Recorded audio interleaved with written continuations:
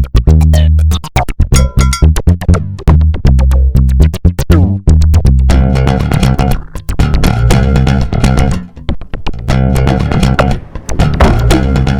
Lee from the Oshkosh Beer Blog. I'm Adam from McKnight Carlson Wines. And we have a beer, well, we have a series of beers. We have three beers from Michigan, Escanaba. Upper Hand. Yeah, so this is a new brewery. They started in 2014, and this week they just start distributing into Wisconsin. Okay. And Oshkosh is pretty much the southern limit of what's going to be their distribution network. Sure.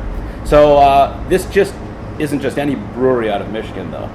This is Upper Hand Brewery is a division of Bell's Brewery out of Kalamazoo, Michigan. Yeah.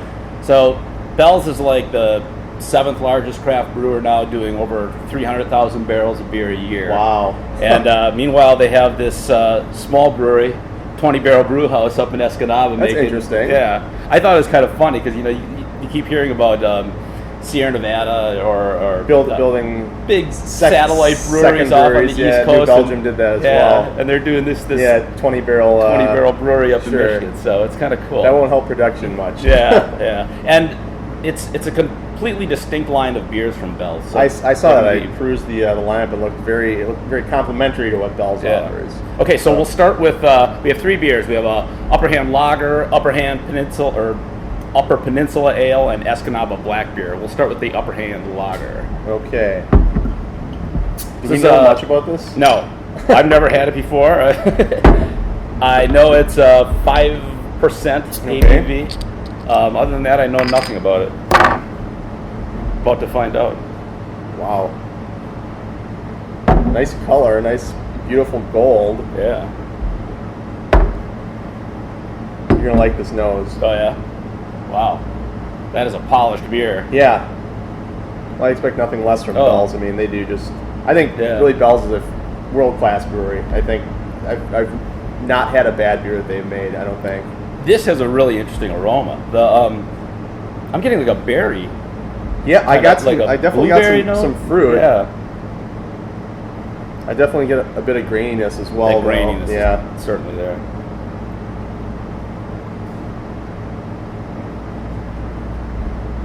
Wow, it's a very sort of refreshing beer. It's got a mild tartness, and occasionally that comes across for me in a lager like this. What would cause that?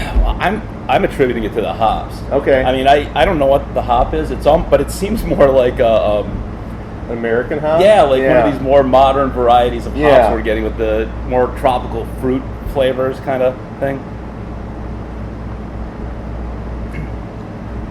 I think it's very nice. I mean, it definitely has some bitterness to it. I could drink this beer in about 2 minutes. Yeah, I agree. Very drinkable beer. Yeah, very nice. This knocks it out of the park for, I think, kind of what the primary craft drinker is looking for right now. I mean, for this type of beer, most craft brewers are kind of. Some are gravitating back towards these pale lagers. I mean, that's where I was. I mean, I think that's going to be. This is the cutting edge right now for me. I mean, that's excellent. It's I mean, it's a simple beer, but it has really interesting flavors. Yeah. The hop thing. Pretty soon, I think the session IPA will revert to, it'll be a hoppy lager, and then it'll just be a lager. I mean, it'll come full circle. I'm absorbing this beer. Me too. My God, this is good. It's going down. Okay, well, we can't tarry too long on these. Yeah. What's next up for us? We're gonna do the Upper Peninsula. Upper Peninsula Ale. The UPA. Yeah. Very interesting. So I did see they brew this beer with Mosaic. Oh, they do. Okay. Yeah. So this should have plenty of juicy hop character. So we've got a little sell sheet here. It's a 5.5% ABV beer with 30 IBUs. So fairly mild pale ale. A little darker in color. Yeah, still gorgeous clarity. I mean, pretty beers. Yeah. Oh yeah. Okay, so now that I smell that, I wonder if they're using a bit of Mosaic in that lager too. I thought it's maybe definitely not as bold like as this, that. but it's got that kind of berry, that blueberry. Or I get that sweaty gym sock. There's a bit of that happening here. Yeah. Men's locker room. And I get cat pee, which is sorry to be with the secondary descriptors, but Mosaic is what do they call it? The son of Simcoe. So Mosaic was hybrid from I believe Nugget and Simcoe. Yeah. So it's not surprising that Simcoe always gives, to me at least, gives that big caddy, gym sock, sort of thing.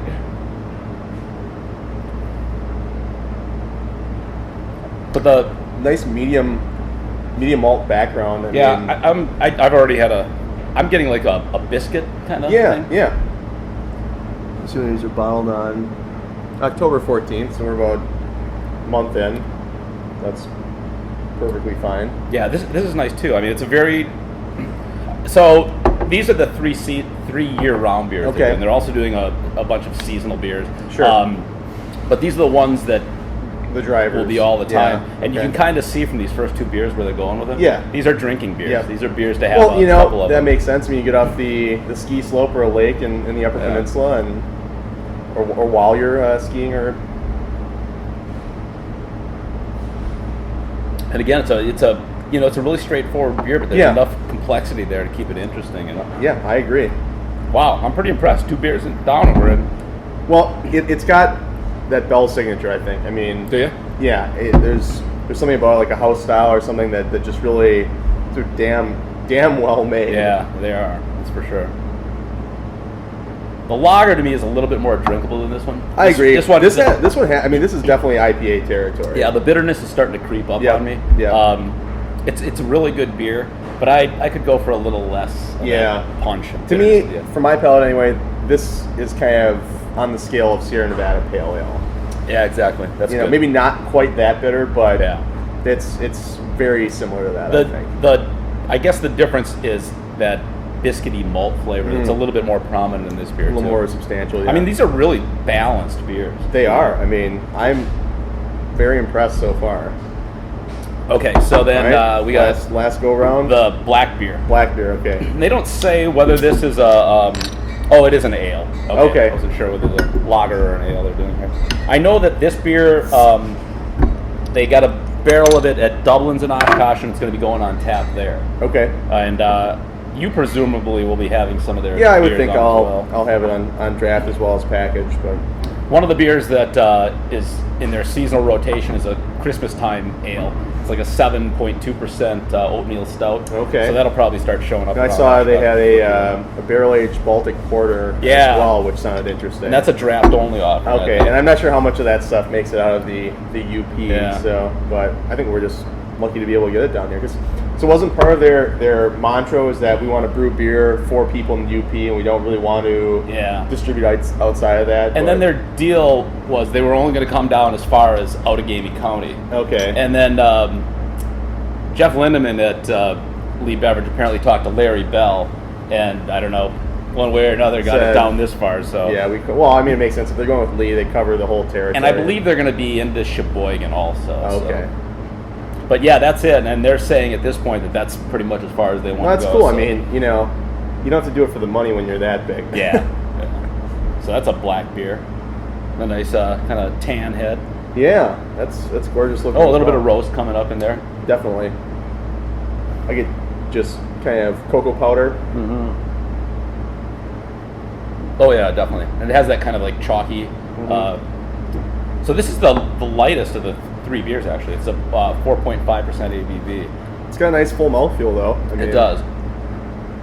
I get kind of that fresh brewed coffee on the finish. I'm still getting hung up a little bit on the UPA. Those hops are still working on me. Yeah, a little water rinse. I think this is really nice too. Yeah, again, it's a very drinkable beer. I mean, these are obviously they're going for more of that session beer market. That's great. I mean, I think that's going to be a big market. I mean, these are beer. All 3 of them. These are beers that you want to have a couple. I could even have a couple right now. Exactly. Well, eventually, this happened to me, and I'm sure it happened to you at some point. You realize you can't drink, 9 or 10% double IPAs 5-6 at a time. That hasn't dawned on me yet, but I think it's creeping up on me. I know those phone calls I get from you Friday nights. No, it's true. I mean, it's like it's hard to those are nice for the end of the night beer. Yeah.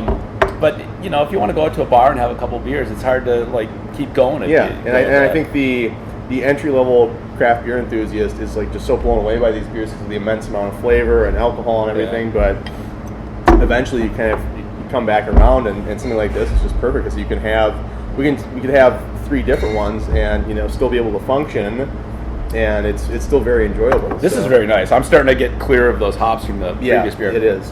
And it's very light bodied. Mm-hmm. It's got a little bit of that roast character. Really, I hate this term, but it's smooth. I mean, it's really a smooth beer. This is a smooth beer. That's an inside joke, by the way. But it's people always get that impression about dark beers, and this is about as dark as they get. Yeah. But they're going to be heavy or something. This is the lightest. So what does this equate to as far as BJCP guidelines? This would be, to me, it tastes. Now again, they're saying it's an ale. This tastes like a lager to me. Yeah. This tastes like an American dark lager. Okay. Something along the line of a Schwartz beer, even. Sure. I mean, the hops are very subdued. Yeah. I'm not getting. You're getting enough bitterness there to finish the beer. It's not sweet for sure. Well, and the yeast they use it isn't very characteristic of an ale yeast. It's super clean. Yeah. Yeah. I'm gonna try the Upper Hand Lager again. I like that a lot. Yeah, I do too. And actually, that I gotta say, my it's favorite not of the bunch. Quite as drinkable as the Lakefront Eastside Dark. I don't think. Yeah. I don't think it's. Well, it has a little bit more substance than that. And I think the Lakeside Eastside is or the Lakefront Eastside Dark is. It's a little bolder too. Yeah. The malt flavor is bigger. This has a nice malt flavor, but it's pretty subdued. This is a true session beer. Yeah. 4.5% ABV. You can. What's the ABV on Eastside Dark? Do you know? I think 5.2. Okay. Like it's right in that neighborhood. So these beers are going to start showing up in Oshkosh. Actually, they're probably the 16th of November was the release date in northern Wisconsin. So it usually takes a little while to get on the shelves, but start looking for these around town because they'll start popping really up. High marks across the board. And on draft these are really high quality. I can see them doing well in this market. I can too. Okay, Adam. So I should mention, next week is Thanksgiving. So we're taking Thanksgiving off. In observance. Yes, we won't be here. But we'll be back the week after that. So, all right. Pro. Cheers.